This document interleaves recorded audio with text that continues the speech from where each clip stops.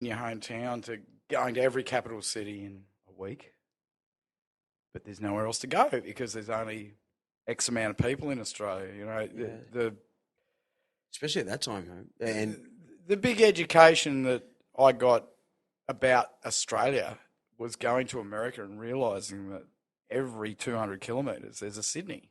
mm, And we don't appreciate our sort of lack of population until we do go somewhere else. I think that's why Australians do like to travel a lot because I mean, you know, everyone likes to go camping, but isn't it nicer to go home and use your toilet instead of digging it into the sand? You know, yeah. it's that kind of thing.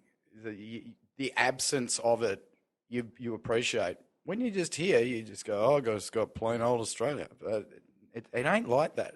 We're really, it's like, no one knows about it. Yeah. Still, Yeah. still.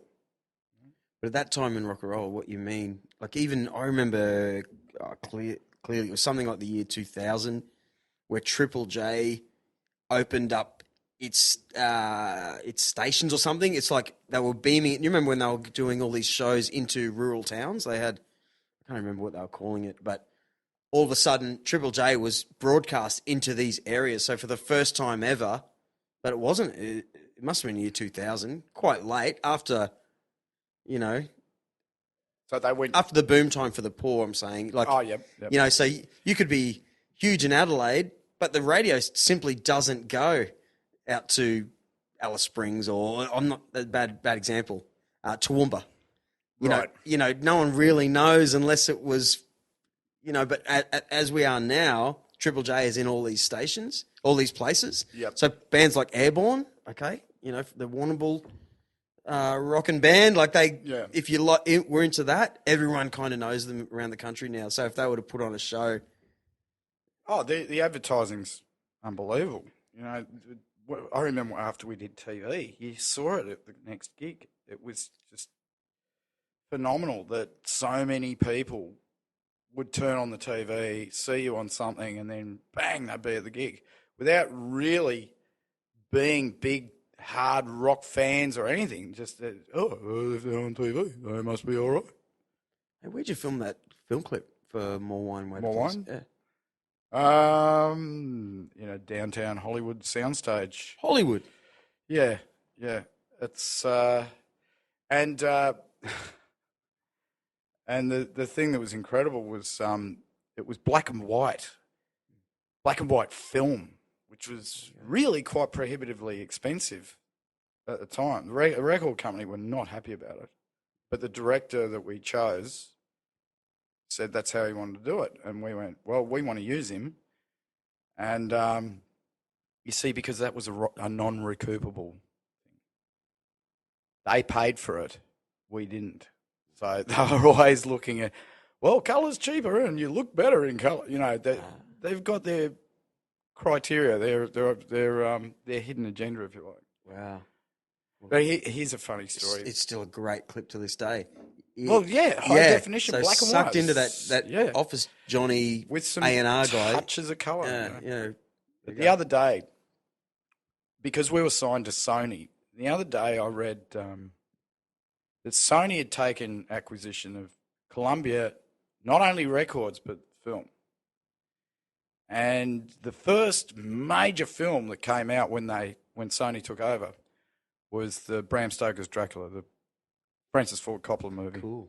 Good movie, you know.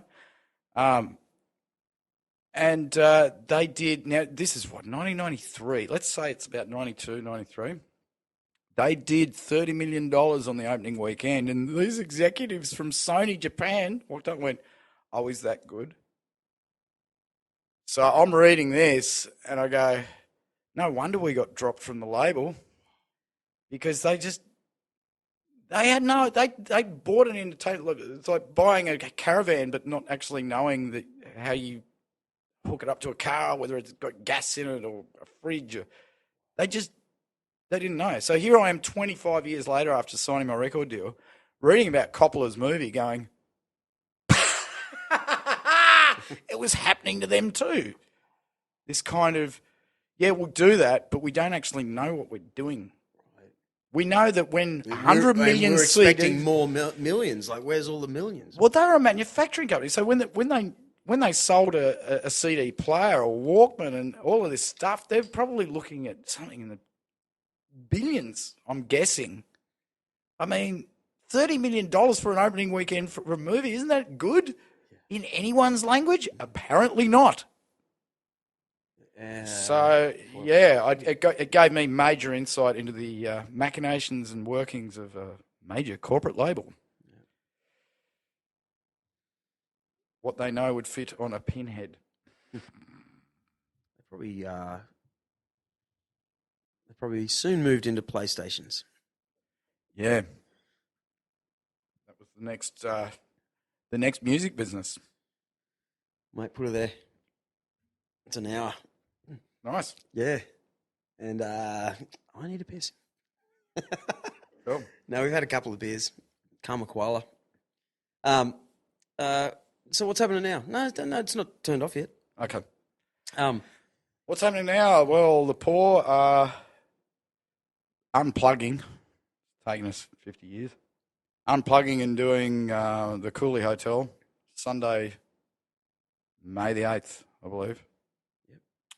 And it's a different thing for us. A bit less pressure, a bit less ringing of the ears, a few covers, bit of fun. Yep. You've been rehearsing it lately?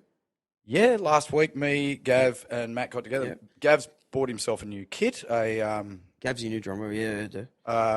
Appropriate sort of acoustic kit. It's called a cocktail kit, which is a bit quieter.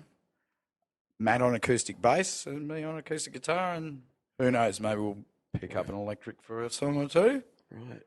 I wonder, how did Skeeny... So has Skeeny joined it yet?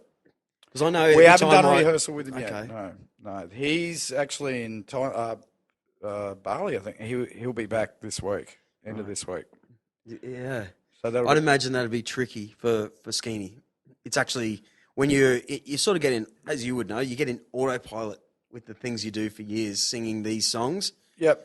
And it'd be very fun for him, I'm sure, to sing these songs and chill them out. But at the same time, wow, hang on a minute, I got to rethink this, and then do a few gigs as that, or a few rehearsals as that, to get comfortable in that version of it. Yeah. But I guess you hear it. I mean, the great thing the other day is the three of us got in there. We're all on something new.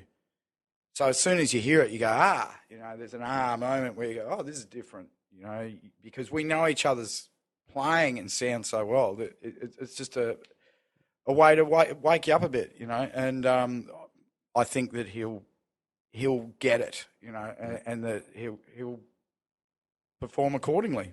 Yeah. What's your favourite Paw song? My favourite Paw song? Yeah, the favourite song. What's the fans' favourite song?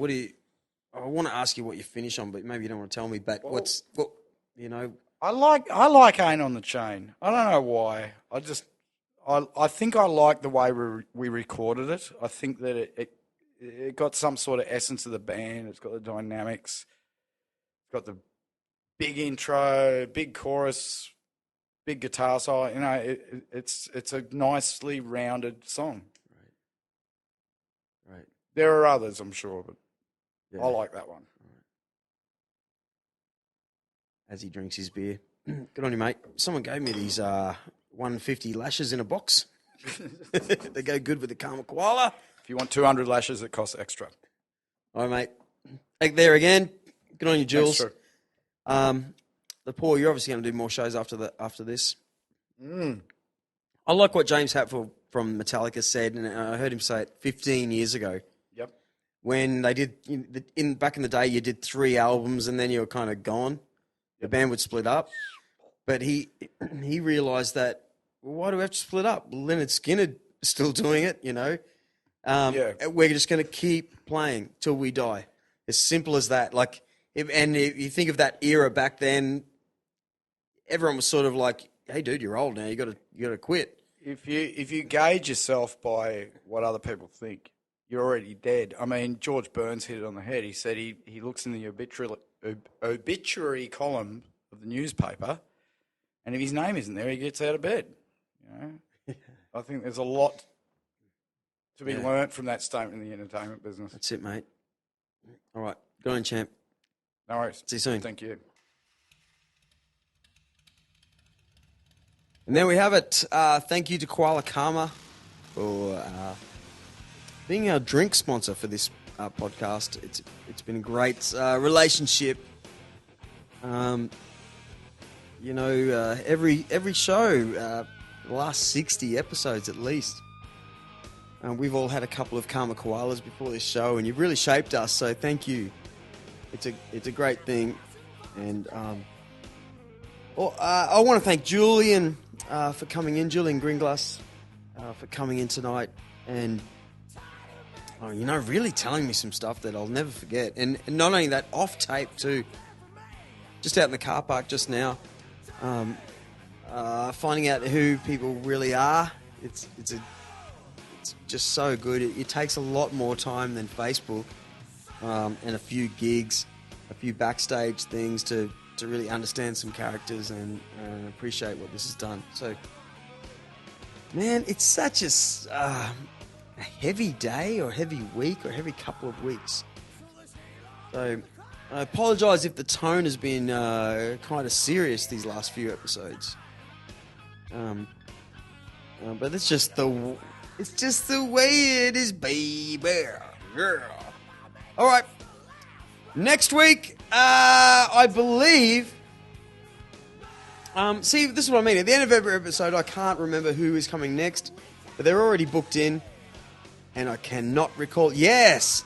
Okay. The very next episode is Neil Fanning, the voice of Scooby-Doo and all the movies. So tune in for that. He's a little bit of a local celebrity. He's been everywhere, but I think it's very cool that there's. Hey, worldwide, if you're going to watch Scooby-Doo, that's Neil. All right, over and out. Thanks, Koala Karma. Ow! Thanks, Jules. Ma, wine!